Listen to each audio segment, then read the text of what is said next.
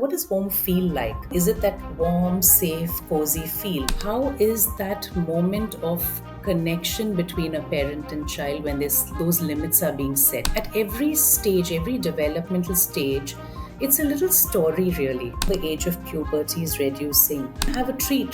Today we're going to maybe get in some food and watch TV together or cook a meal. Don't think I'm comfortable with it right now. Maybe you'll have to wait till you're 15 or 16 because this may be better.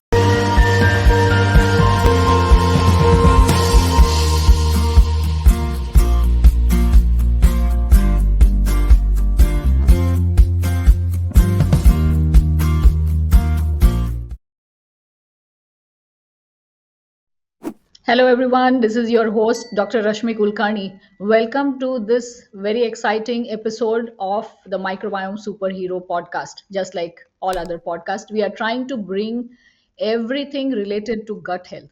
Now, you might wonder what today's topic has to do with gut health because we are going to be diving deeper into habit formation in children, parenting, and a lot of how parents can deal with inculcating healthy habits in children. There are many challenges when we deal with our children. So, we are bringing in a guest who is specialized in doing all of this. So, while this might sound unrelated to the topic of gut health, it is extremely important. So, I'm going to bring in our special guest today, Mrinalini Banerjea, who over the past 15 years has been facilitating these parenting sessions. She is a parent educator for Parenting Matters. She has a vast experience. She is a certified parent educator from Eco Parenting and Education Los Angeles. She has had training for inner child. She is also an inner child practitioner trained by Robin Grill, Australia. So, with her very amazing qualifications, she has held very engaging facilitating sessions for parents, especially. And she is doing researching of the content. She's creating a lot of content, writing, reading, editing blogs. So, this is something that she has been doing, exploring different ideas as to what are the better ways of parenting. And while on this journey, she has also found herself to be a better person, to be a better parent when she's so involved in all of the work that she does with other parents. So, with that, I would like to welcome you, Mrinalini. Welcome here. Hi, Rashmi. So excited. So, Excited to would you spend this like to moment. again give a brief about you, anything additional that I missed out? Oh, well, I'm very passionate about this line of work, and the better parent bit. Sometimes I think the jury is out there on me about that part of it on my with my children. But yes, I really enjoy this line of work because it's something that we live right through the day, and it's by the end of the day, whatever we do, if we are parents, it is the most important task that we're going to be doing in our life. So, and I love the way, Rashmi, I love the way you've actually connected gut health and parenting. And I'm very curious because, your line of work with gut health. I just wanted to ask you a question. Would you think that stress in any way contributes, not contributes, but actually affects gut health? That's a very important question, and we could make several podcasts on how stress impacts gut health because stress increases the level of cortisol, which is a hormone which regulates how our digestion happens, how food moves through the digestive tract. So, when we are stressed, when there's high levels of cortisol, digestion is not normal, and that impacts the contents of the gut, that impacts the composition of the gut microbiome. Now, that's a separate topic which I'm sure viewers are already familiar with by now. I hope they are. So there's a lot of cascading effects that happen when people are stressed. And if we talk about children, even children are chronically stressed these days because of too much technology, too much distraction, which brings me to this topic of why we are discussing parenting at all in gut health. This is because parents play a huge role in how they shape their children's gut health. Habit formation is something that is extremely important. It is crucial for healthy habits related to anything for the gut, anything for the brain. So when we are talking about inculcating habits, what are the challenges that you see that parents come to you with? So you've thrown in a few things here, which is screen time and we spoke about a little bit of stress. So actually, if I just take one step back and if I just look at what is our circle of influence with our children, when it comes to stress. So whether it's from a newborn, right now there's this big wave which we've always done back in India, which is having our infants close to us when they're sleeping. And something just like that, of keeping them in far away from us in separate rooms. I mean, we will get to today's lifestyle, which is making very exhausted parents do that. But it's very important to know the kind of stress that an infant goes through with something as small as that. When it comes to something like even food, when children are eating something, see, we can't make them feel bad for wanting something, even if that's bad for them. Yes. So, how is that? It's about connecting that mismatch. So, whether it is food that's not good for them, whether it is excessive technology that's not good for them, how is that moment of connection between a parent and child when those limits are being set? Because if those limits are being set with a lot of punishment or with a lot of threatening or shouting, as you said, the cortisol goes up in the body. And there's a lot of, things like anxiety and those kind of things that come in small children, which affect their gut health. We find them in adults, they're not able to digest food, they're not able to sleep well. So if you just start at the circle, at the innermost part of it, is that what can I do as a parent that can bring a bit of ease with my child, from the infancy to however long, 18 years that they're going to be with us. So at every point of time, at the things that we find are not going to be good for them, what is my point of interaction and connection on that? So that's a very important point that you brought in. When you asked me about stress, I'm also guilty of doing that. That I want my children to be healthy. I think I know enough to tell them that hey, gut health is important, and these are the foods you should eat. This is the lifestyle you should be living. And if they do not listen, then there is some disagreements that can happen, and it does increase cortisol. It does increase stress, and it is very counterproductive for what we want to achieve. So this is something that we definitely have to keep in mind. Thank you so much for bringing that point. So it's very important. So habit formation is something that's a very that plays a critical role in shaping our gut health. And as you know, gut health is very important for not just physical, mental, emotional health as well, because of all of the chemicals that are produced by our gut, by the gut microbiome, including neurotransmitters that shape our mood and mental health. So when we are talking about any kind of habit, apart from the circle, how do you help parents identify ways of doing it in a healthy way without the constant disagreements or fights? Okay, I think it's just work in progress, because sometimes I've got to just remind myself, oh my God, what am I doing? Or my children will remind me and say, when they're older, like, Ma, please. So that's the first reminder, actually, the children's expression and what they say. But really, the simplest thing would be something like, at every stage, every developmental stage, it's a little story, really. Our children are giving us cues, like a little toddler who starts crawling. And if there's an open plug point, oh my gosh, they're very curious and they want to go and put their little finger in. Now, we know that's a developmental milestone. We know that they're waiting and wanting to explore this magical world. They've never seen that, right? So at every stage, there's something that they find new. But we either block it or we take them away or we say, oh, we don't do that. So, what is that meeting ground? So, it starts with following the cues, knowing what this stage might entail for the child, and followed by a lot of curiosity from the parent. Be very curious why the child is wanting to do what they do. So if we jump into a teenage life like today with the screens that you started the conversation with, uh, it is hard, Rashmi. I don't think it's very easy.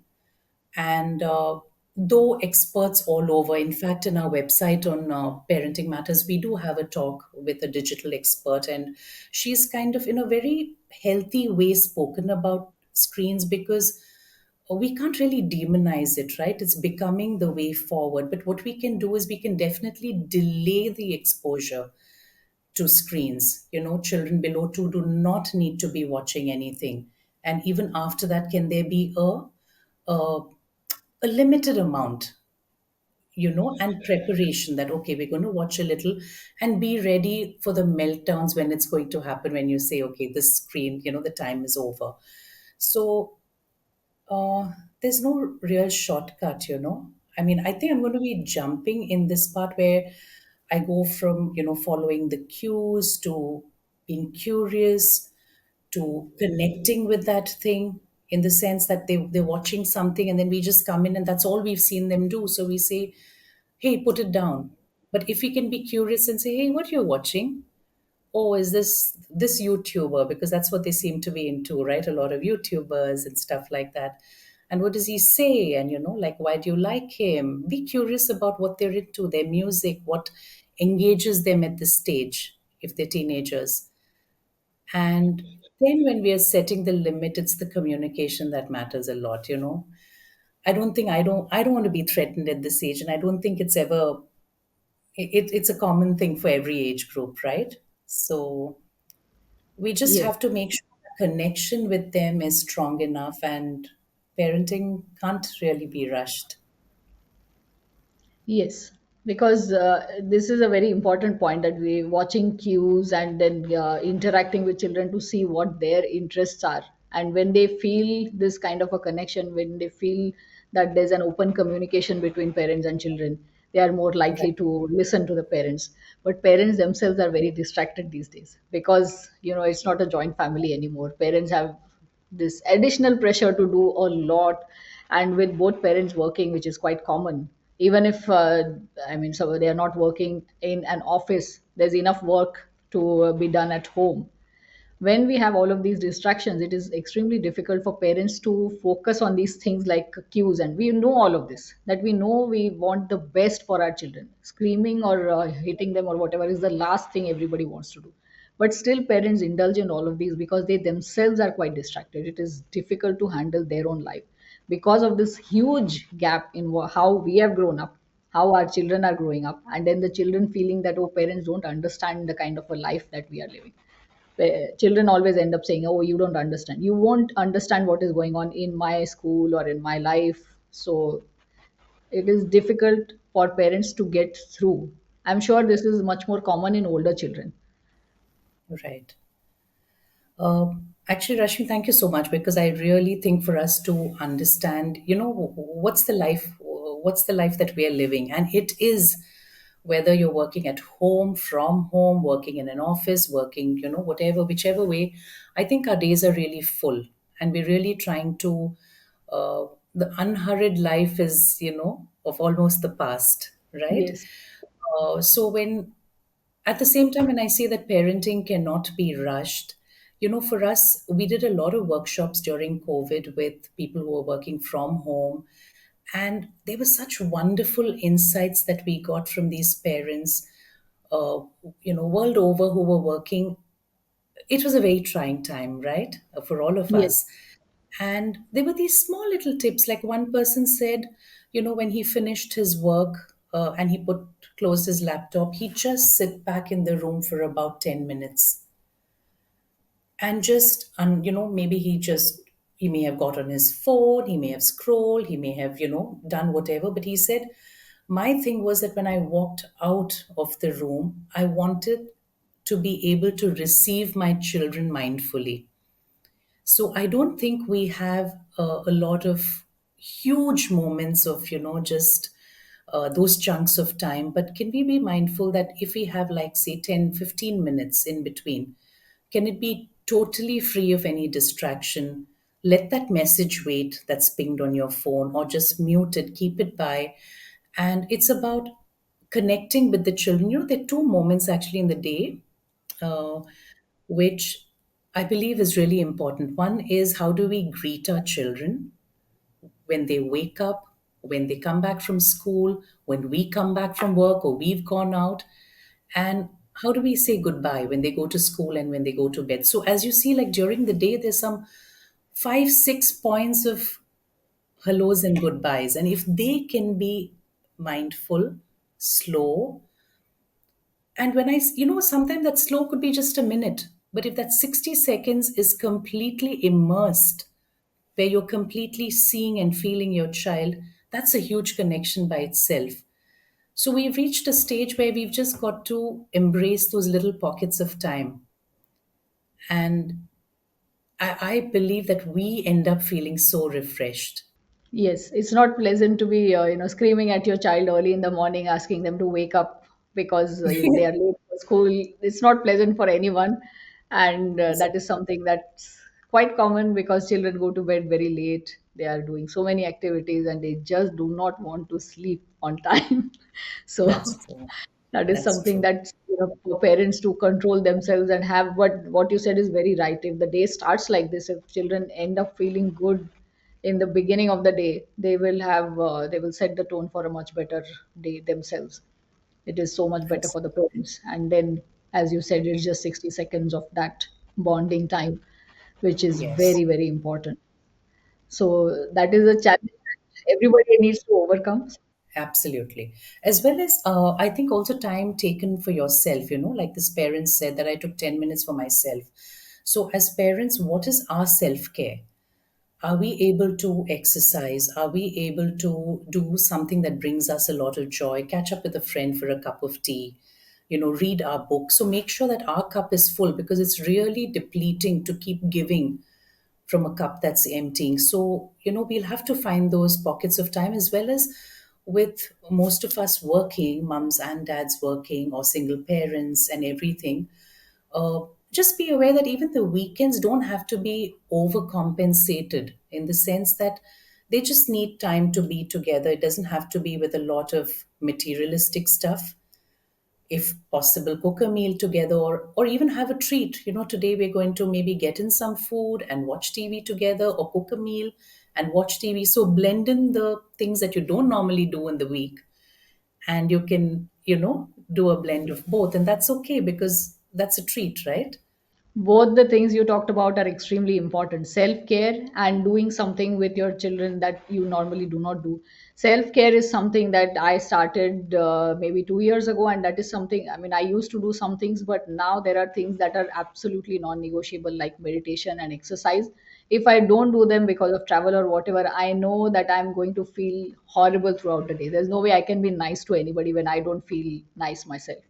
So that is something that is extremely important, and people need to take care of themselves. It is going to add years in their lifetime. It is going to add a lot of productive years to their lifetime if they are actually doing that. And it really improves how they're interacting with their family. I see that with myself. I'm in a much better mood if I take care of myself so that I can keep the family happier. The other thing you mentioned about doing a lot of things, that there's this immense pressure of taking children somewhere, doing things that are exotic, doing things that are that other people have not done. There's a lot of pressure about that. But even simple things like the ones you talked about, like cooking with your children, can be so satisfying. It can calm them down. I'm sure those are the things that people don't think about. Right. So Absolutely. I think it's, and whatever interests them. Sometimes it's even when you're watching that TV, can it be something that they like to watch? And another weekend could be, one of the movies that we grew up with. So I mean, it's a whole new, it's another generation. And sometimes when they watch our movies, they're like, "Oh my gosh, this is so slow. It's taken such a long time to reach here." But they'll watch it. They'll spend that time with you, and we can spend another weekend watching their YouTubers. It may not even be a movie, right? But yes, I think that that time of connection, in whatever way we can get, is yes. hugely important because that's all they're left with finally, right? 18, and once they're out of home, it's just the memories. What does home feel like? Is it that warm, safe, cozy feel? It needs to be a good feeling in the head. Yes, it is so important to have that kind of a feeling. Looking back, if you think that yes, you had a very good childhood, it definitely helps in dealing with a lot of stressors later on, even when people are alone on their own. It really helps take care of all of that. I also don't want to paint everything. It's a childhood is not always rosy for everybody. some of us may have gone through tough times, hard times. We have Yes. relationships that may not have been very easy. And those are things that we need to, we end up working through. And so sometimes it's really hard to paint everything perfect. With whatever information all of us have at any given point of time, we're trying our best, just like the parents before us did. And just to keep that in mind, because eventually everybody is doing the best they can at a given point of time. Yes. So, as you said, everybody's exposure, everybody's childhood is quite different. People have that emotional baggage if it was an unpleasant experience. And it comes out in many different ways. It might be on their children, it might be on their own health. There's a lot of health disorders that are caused because of this emotional baggage. So it is important to recognize this, and I'm sure you're helping parents deal with this and move on to interact with their children much more effectively. So when we talk about formation of habits, what are the things that parents can do? Because children are actually looking at parents as their role models, even if they don't want to admit it. Yes. So that does put a bit of pressure on us, right? Because Yes, then what is the thing that, what's the language that we want to have around the house? So it's unfair for me to tell my children to put the phone down if that's what they see me do all the time. So I get called out on this because sometimes I want to finish that, that yes, messaging, and I cannot. I'll just finish and she'll say, so my daughter tells me, Ma, when you're doing that, you're just doing that, you can put it down. So sometimes they call you out. They call you out on the habits that, you think that you think you've got it right or whatever. But really the language and the feeling around some things, like I know friends who have very regular meal times at home, and for that half an hour it is the whole family sits together and the phone is kept aside. Now in lives that you and I lead, maybe it's not a very regular time for us, so it's, times vary. So but could there be any one point in the day, it could be a tea time, it could be something where we model for them that the screens are kept aside and we're completely there for you. So it's, if it's around screens, it's modeling that. If it's about habit formation, it's about like the food habits are set very young in the house, right? yes, So it's how we eat at home. Like this is what we eat through the week, and maybe there's a time when they go out and they'll have something which they normally don't get at home, which is not cooked at home. So a lot of the habit formation is done in this way by the family living it, because children don't understand that I have this rule and you have a different set of rule. yes. Because they have a deep sense of fairness. So, could we talk about that with them? Yes, it is even more common when children are younger. They do not have a device, they do not have a cell phone, especially, and they have to eat early, they have to go to bed early. It does not match the timings of their parents. It is even more frustrating for everybody to have that common time together where they can actually enjoy a meal or interact in this way. And at that time, usually when we have younger children and an older child and their different routines, well, it's at that point just for the younger child, because what she's seeing from her corner of the room is the house is still bustling, and she has to leave this lovely, vibrant environment to go to sleep. Now, she's not going to want to do that. So, if you're aware that the bedtime is 8, can that 7 to 8, keeping in mind that the younger child needs to get into bed early, can the house slow down for that 1 hour? Because that's how it's going to be, because each one in the family then learns how to, it's a habit formation. It's something that you're modeling, that I'm here and I look after you, and everybody's slowly, kind of quietening down. After the little one goes to bed, there is a possibility of the young couple maybe, catching a movie or having dinner by themselves. But can the routine also support the little one as much as possible? We do understand the battles that we face in today's world of never ending work. There's always some errand or the other. Yes. So those are some very important points that you talked about, especially when children are different ages. We see that all the time, that the younger one sees that we are doing something that's probably exciting for her and she has to go to sleep at that time. It doesn't seem fair at all. and then she has to eat her dinner alone, which is absolutely unpleasant for anybody. So parents have to really make sure that they are spending good quality time, and there are many things that they can do to be a good role model, because children are not going to admit this. So what are the other things that you definitely want parents to consider when they are dealing with these healthy habit formations in children? What are the other things? Screen time, the use of cosmetics and hair colors is becoming quite common in young children. So that is something that how do parents even deal with such an issue, because this was not an issue when we grew up. This is something that is a lot more recent. So Right. this is a battle that parents have to face and try to encourage their children to still ignore these trends. It is a difficult thing to talk to children. Yes, I'm sure it's difficult, Rashmi. And I'm wondering whether, again, in your line of work, whether it's something that you all are exposed to more. But we do know the age of puberty is reducing, as Yes, with the younger generations. So with that comes this whole need to explore and with makeup and clothing and things like that. So uh, well, in certain countries, and the government comes in between, and they don't want children to be on phones and social media. You find schools also try to prevent the usage of phones during school hours and things like that. But having said that, there is this peer group, right? There is this yes, strong peer group that is what they're moving with. And one of the things is if they want to do maybe use something as a pretend play at home, but I do know that they want to do it, wear it to school and go outside with it. So there are a lot of discussions that parents can openly have with the children, and maybe say that some things could be done for for some amount of, because I think the hard thing what's happening here right now are these blanket rules.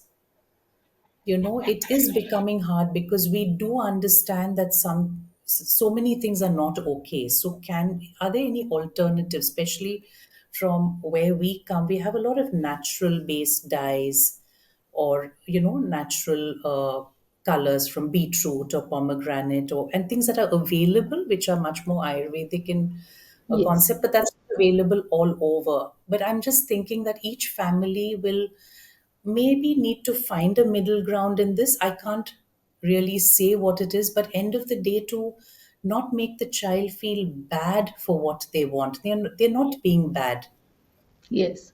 That's what they but see. They are not being bad. That is what they are seeing outside. that's okay.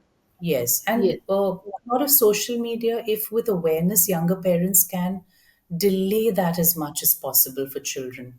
And yes, marketing is something that you can't hide your children from. You go somewhere, you see merchandise of everything everywhere. So it's really hard to keep it so insulated. It would be lovely if we could raise forest children, but we've got to be practical in terms of something like this. But please have conversations. I mean, what does it mean for you to not have this when everybody in your friend group is doing this?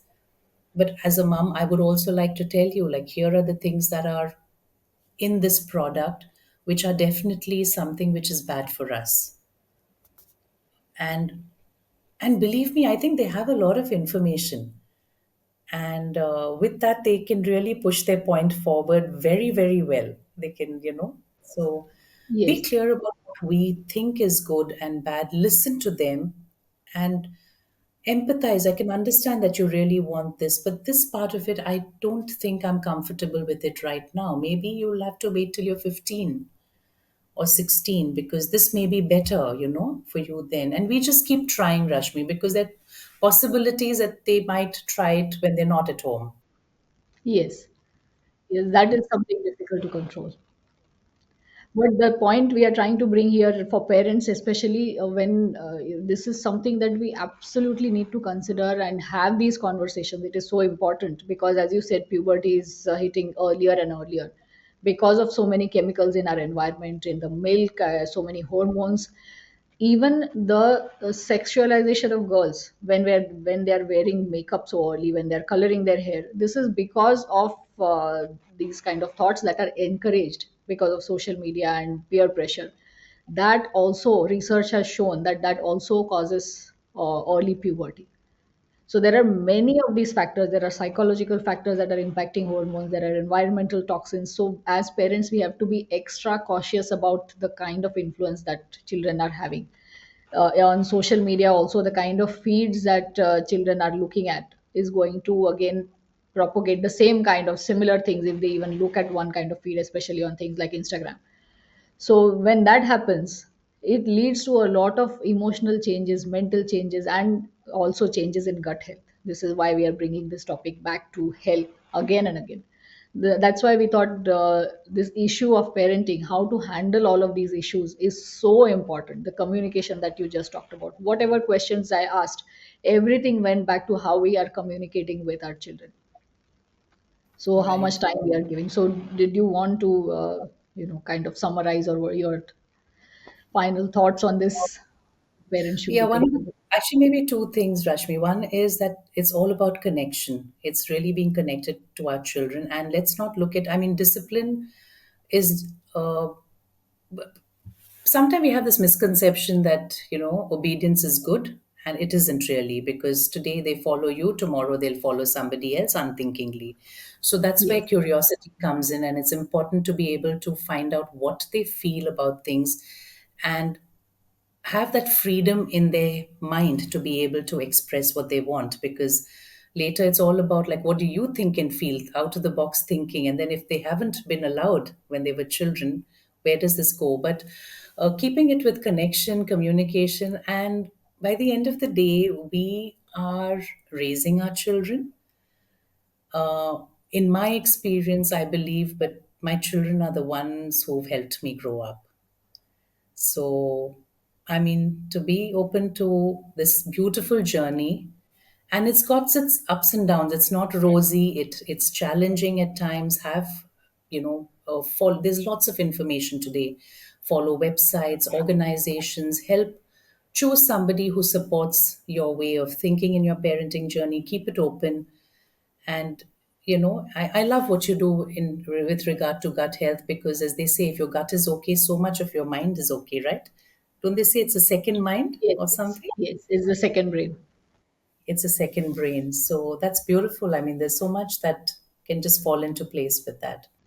Absolutely. Thank you so much, Mrinalini, for the wonderful suggestions and the wonderful things that you always do to facilitate easy parenting, effortless parenting, and in a way where there are no fights, no struggles. It's just open communication between parents and children. That is the best way of resolving issues, of making sure everybody is happy, content, satisfied, and children have all of these wonderful memories to look back at. Yes, they had a wonderful childhood.